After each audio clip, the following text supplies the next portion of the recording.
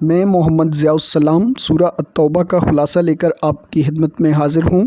Video کو and تک دیکھیے گا، آپ کے لیے بہت فائدہ مند ہونے والی ہے اس حوالے سے کہ اول تو قرآن انسانیت کے لیے فائدہ ہی فائدہ ہے، دوم فرقہ واریت سے بالا تر ہو کر ویڈیو ریکارڈ کی جا رہی ہے، سوم انتہائی آسان الفاظ کے چناؤ کے ساتھ ویڈیو ریکارڈ کی جا رہی ہے تاکہ آسانی سے سمجھ آ سکے۔ تو شروع کرتے ہیں اپنی ویڈیو۔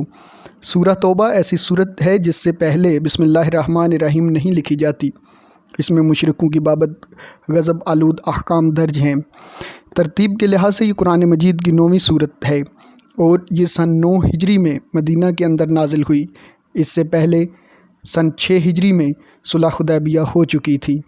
صورت یہ ہوئی کہ قریش کے ساتھ صلح حدیبیہ ہو چکی تو بنو حذیفہ نے مسلمانوں کے ساتھ معاہدہ کر لیا اور بنو بکر قریش کے حلیف بن گئے۔ 2 سال بعد بنو بکر نے بنو حذیفہ پر حملہ کر دیا اور اس کا خیال نہ کیا کہ ان کے حلیف قریش اور مسلمانوں کے درمیان حدیبیہ پر صلح ہو گئی ہے، اور اس کی ایک شرط یہ ہے کہ 10 سال تک قریش اور مسلمان ایک دوسرے پر حملہ نہ کریں گے اور نہ حملہ کرنے والوں کی مدد کریں گے۔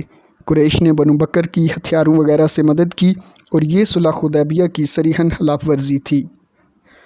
مسلمانوں کے لیے بنو حذیفہ کی مدد معاہدہ کی روح سے ضروری تھی، اس لیے آپ صلی اللہ علیہ وآلہ وسلم نے رمضان سن 8 ہجری میں مکہ پر حملہ کر کے اسے بڑی آسانی سے فتح کر لیا۔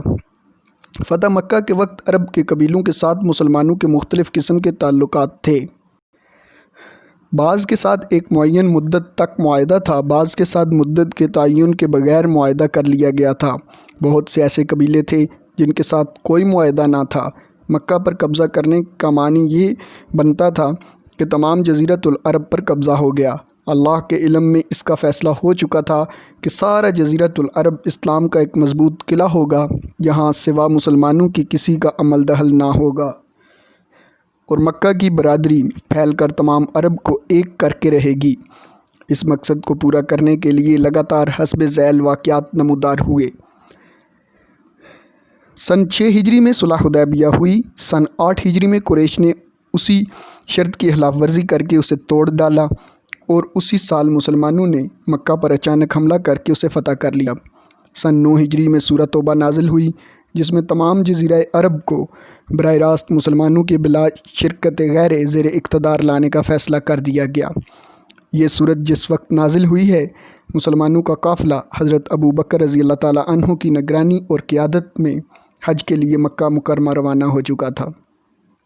سورت کے نازل ہوتے ہی ایک قاصد یعنی حضرت علی رضی اللہ تعالیٰ عنہ کو مکہ حضرت ابو بکر رضی اللہ تعالیٰ عنہ کے پاس روانہ کیا گیا اور آپ کو ہدایت کی گئی کہ حج کے وقت عرفات یا منی میں اعلان کر دیں کہ مشرکوں کے ساتھ کیے ہوئے تمام معاہدے توڑ دیے گئے، جس کو اسلام نہ لانا ہو اپنا ٹھکانہ کرے ورنہ قتل کر دیا جائے گا۔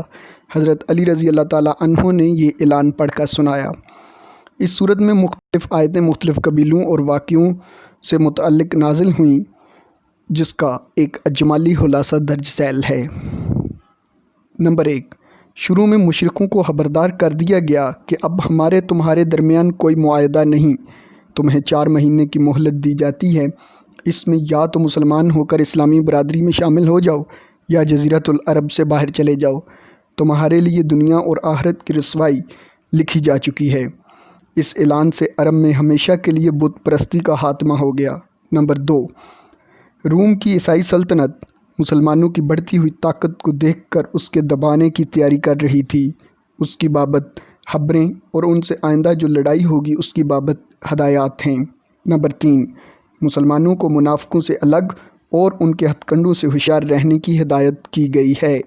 یہ تھا سورہ توبہ کا مختصر خلاصہ۔ خلاصے سے مراد یہ ہے کہ وہ تمام مضامین جو سورہ توبہ میں اللہ تعالیٰ نے بیان فرمائے ہیں، اللہ تعالیٰ نے نازل فرمائے ہیں، ان کا ایک اوور ویو آپ کے سامنے رکھنا، ان چیدہ نکات کو آپ کے سامنے رکھنا مقصد تھا کہ جب آپ سورہ توبہ کو پڑھیں، اس کو سمجھیں، تو آپ کے ذہن میں ہو کہ اس سورہ میں کون کون سے پوائنٹس ہیں، کون کون سے مضامین ہیں جن کے متعلق اللہ تعالیٰ نے احکامات نازل فرمائے ہیں۔ امید ہے آپ کو ویڈیو پسند آئی ہوگی، بلکہ یقیناً پسند آئی ہوگی، اللہ کا کلام ہے۔ ویڈیو کو لائک کریں، زیادہ سے زیادہ لوگوں کے ساتھ شیئر کر کے صدقہ جاریہ میں حصہ ڈالیں، اور چینل کو سبسکرائب ضرور کریں۔ جب سبسکرائب کریں تو ساتھ موجود بیل آئیکن کو پریس کریں تاکہ جب بھی ہم نئی ویڈیو اپلوڈ کریں اس کا نوٹیفیکیشن آپ کو مل جائے۔ اگلی ویڈیو تک کے لیے اللہ حافظ۔